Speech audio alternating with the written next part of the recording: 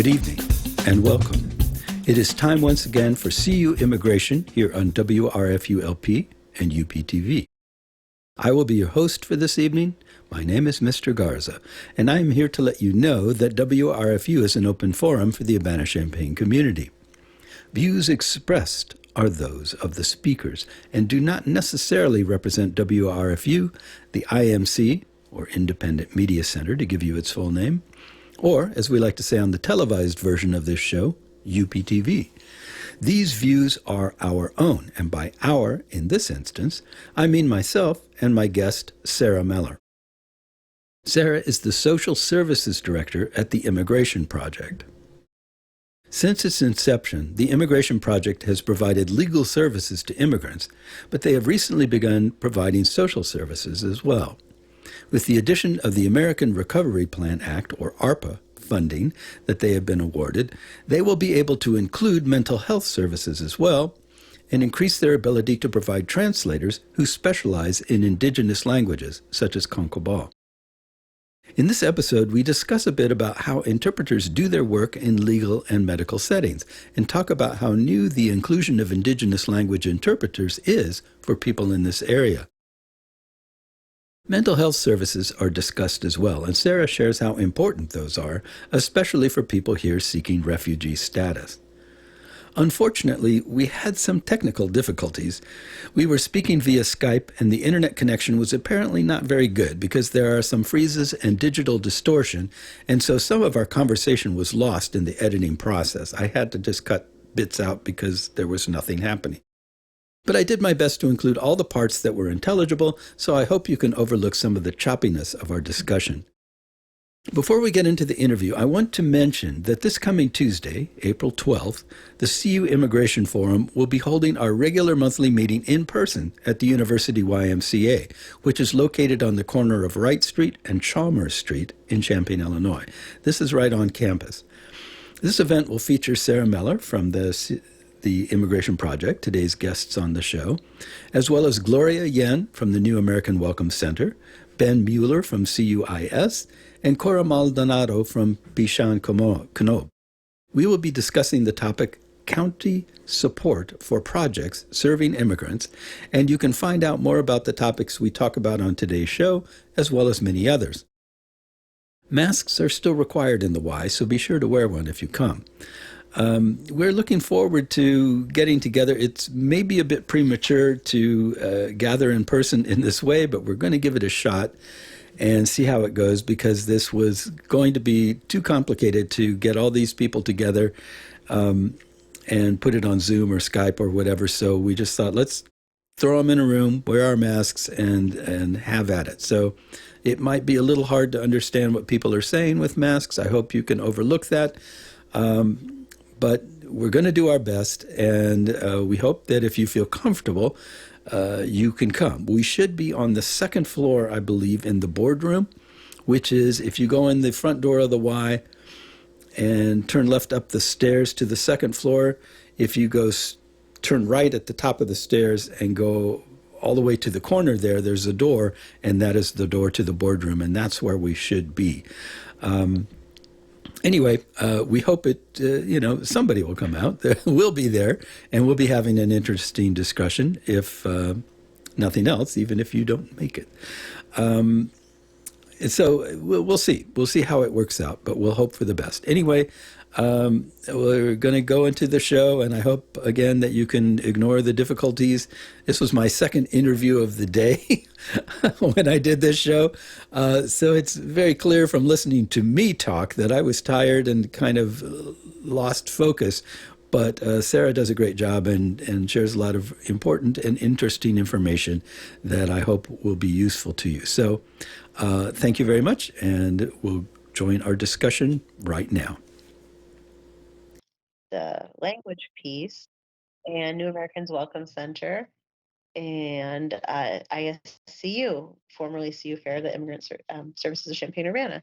So we've never worked united on a project like this before. We've never had 5 agencies come together and try to progress through a project as one with the united decision making. So that's a really cool byproduct that's happening, and it's all helping us to refine how do we work together. What is each of our individual agencies' kind of little niche, Mm-hmm. so that we're not reduplicating efforts, and so that immigrants really do have kind of like a one-stop hub, Mm-hmm. which would be New Americans Welcome Center, where they can then be connected to all the other pieces of the pie.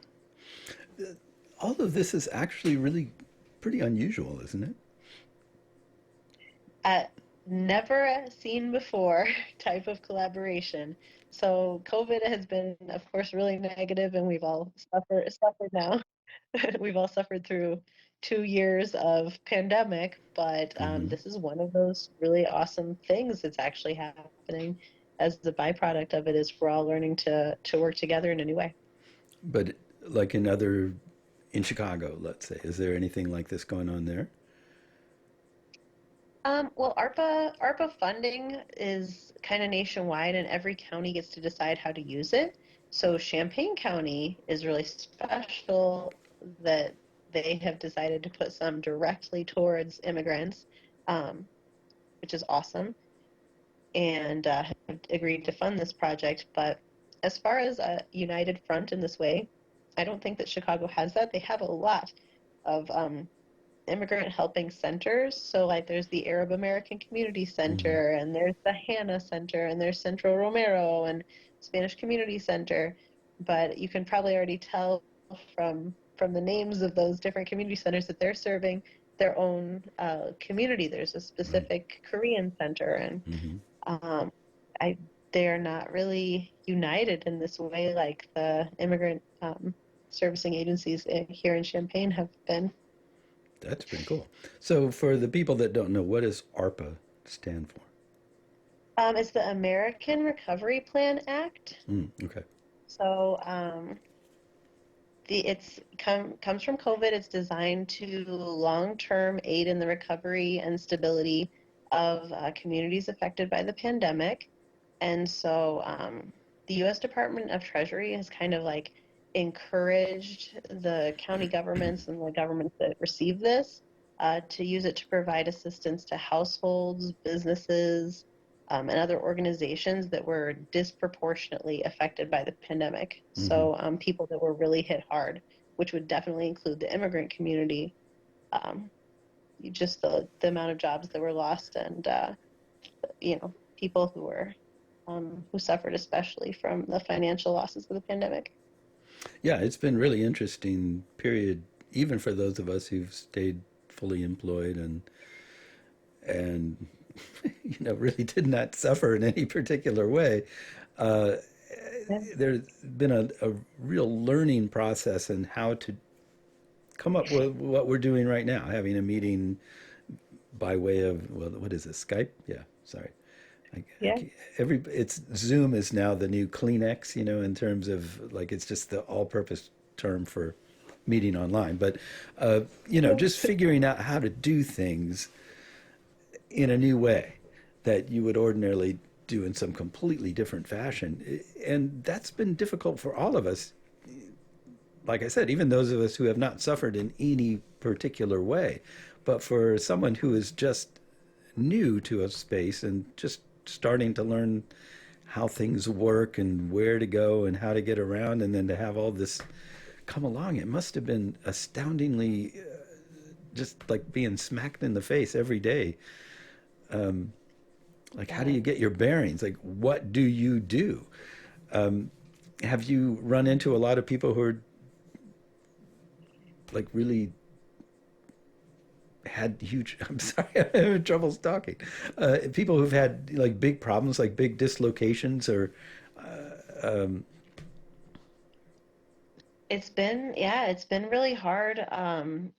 Places of business have totally shut down, and mm-hmm, people who, if there is a language barrier there, or they're working on a certain type of visa or not, um, though it's really hard once you have lost a job to try to get another one.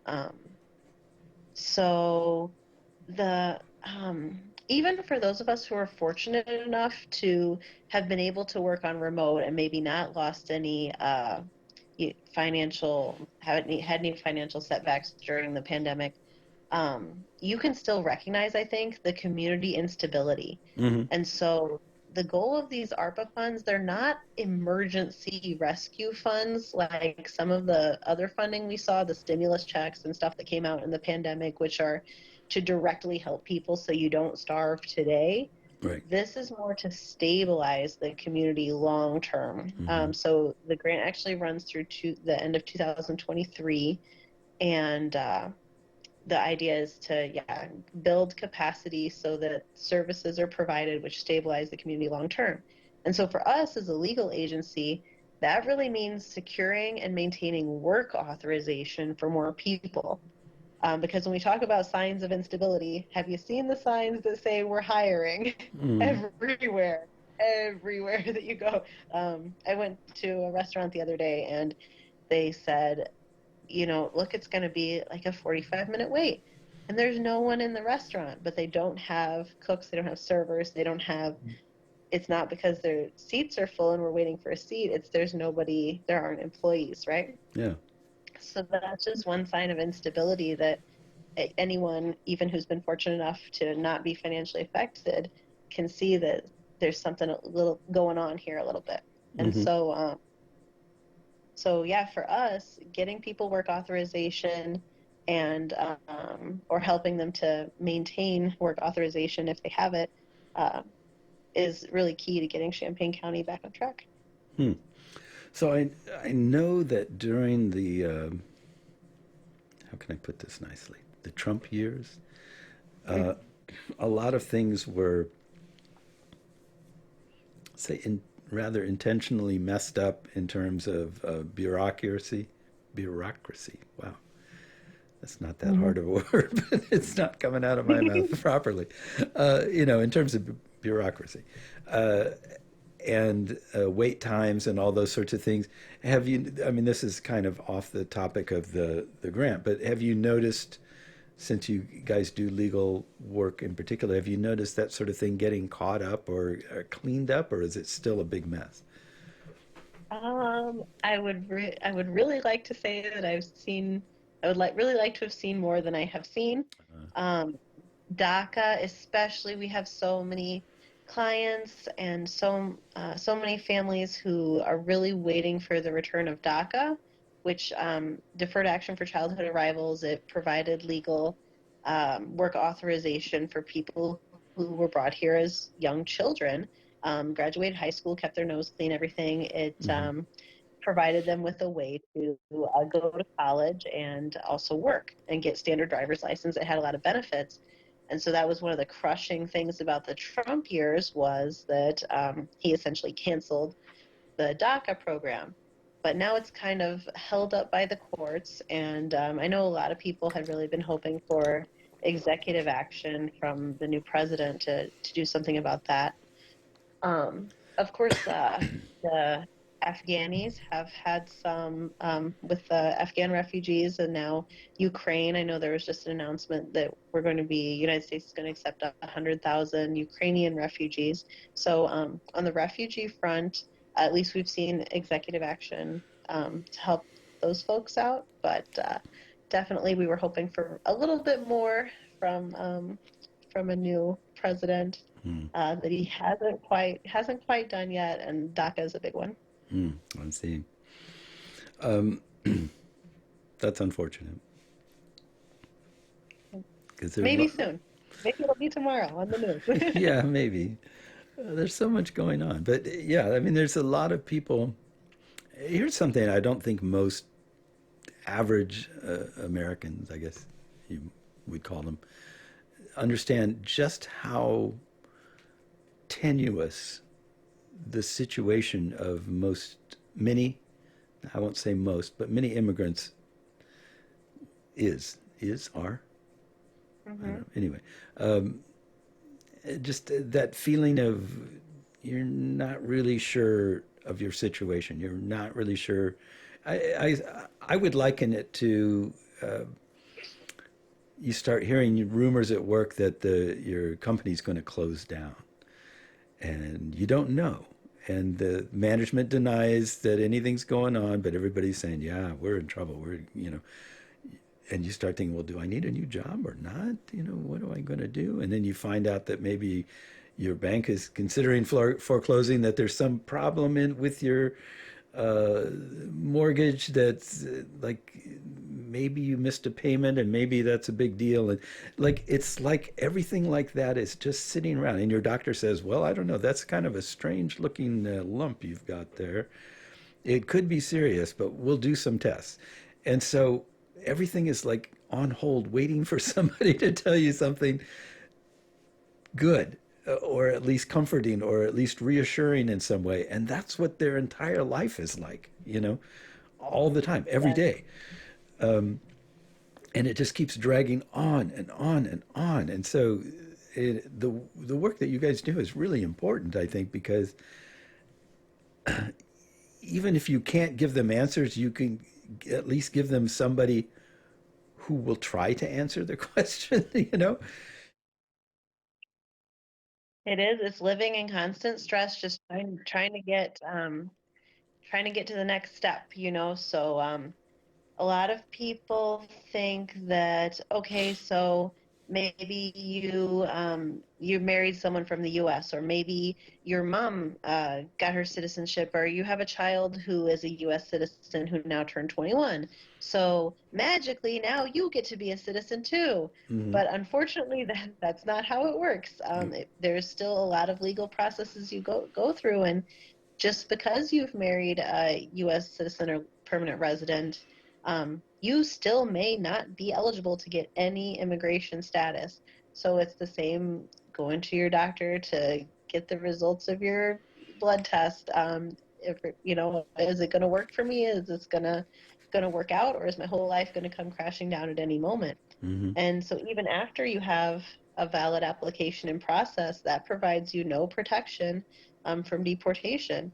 And then even if you get your green card and become a legal permanent resident, you still can be deported if you commit any kind of crime. So you could have been here as a legal permanent resident for 45 years, and your whole family is here, and everything, and you commit a crime, and then you serve your prison time and or whatever, and then they deport you Mm-hmm. regardless of you had full legal status. So really, the only protection from that is citizenship, which is of course one of the many legal services we offer.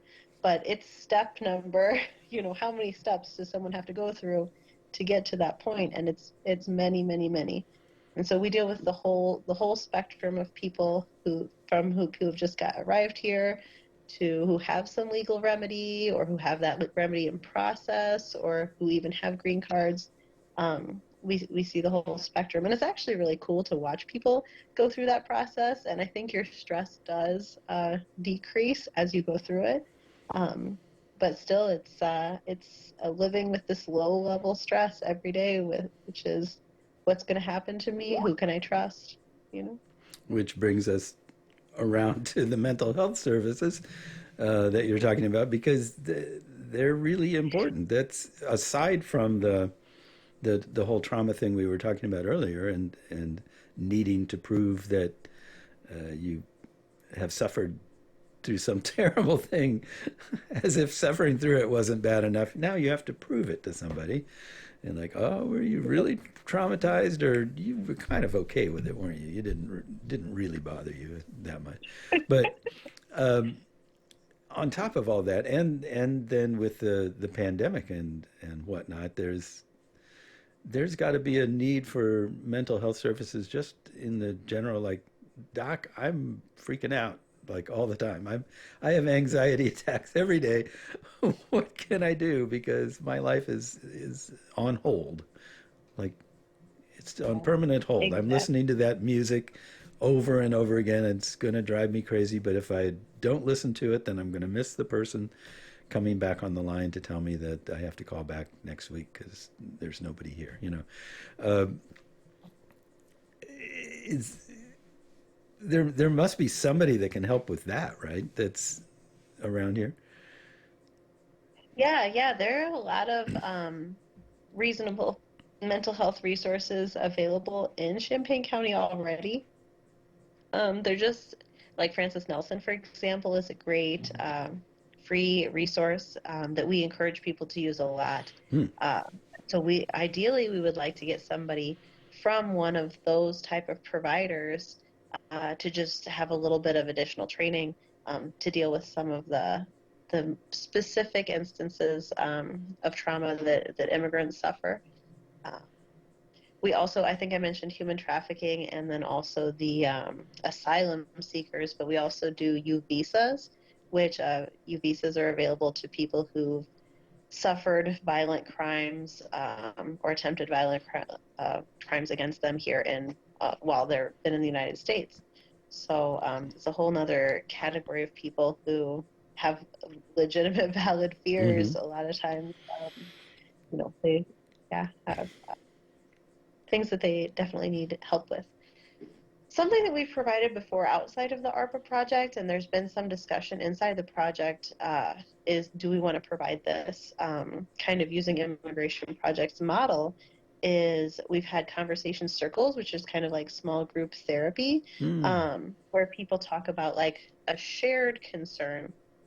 So in some other countries, uh, like fatherhood or like different parental roles are different than Mm-hmm. here in the United States.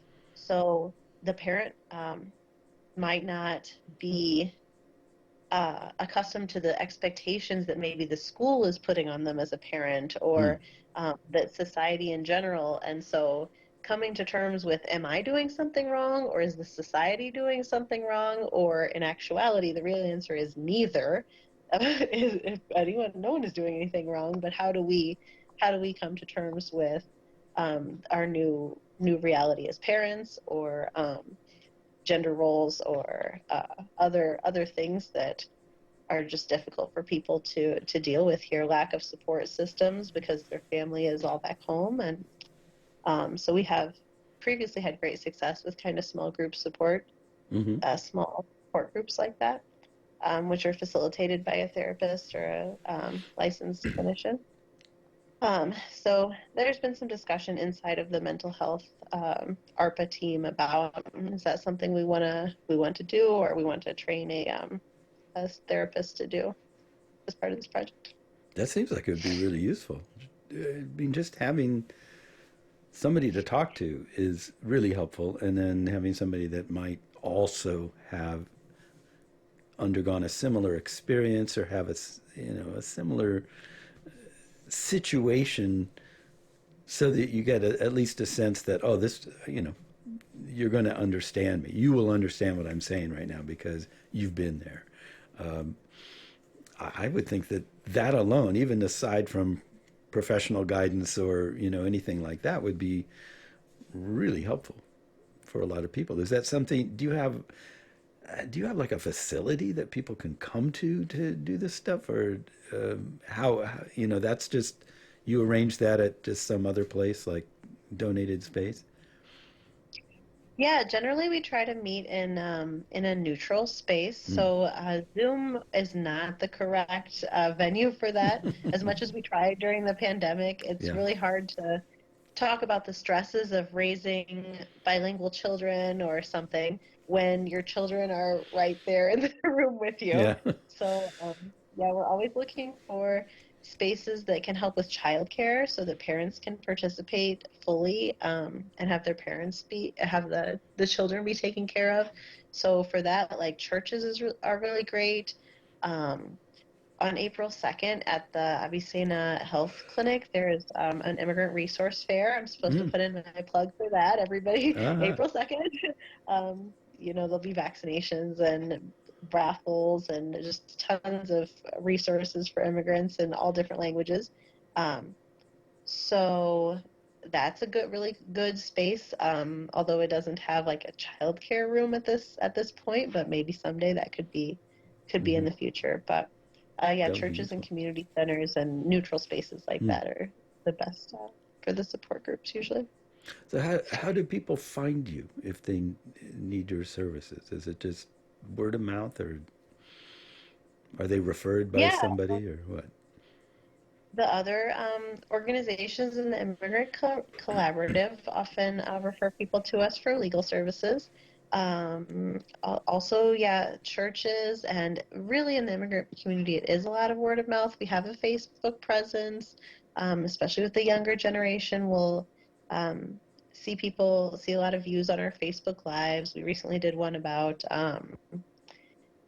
financial aid that's available for Mm-hmm. undocumented students to go to college. No. Uh, so yeah, we had a lot of views on that. So the younger generation can find us on Facebook, but we have a physical office. It's at 409 Devonshire Drive, and people just walk in because mom, dad, sister, brother told them about us. We have some good connections in the school system, school districts Mm-hmm. that'll send people our way. So spread the word. Thank you to all the media outlets. Thank Yeah, you, Tom, for spreading it to us.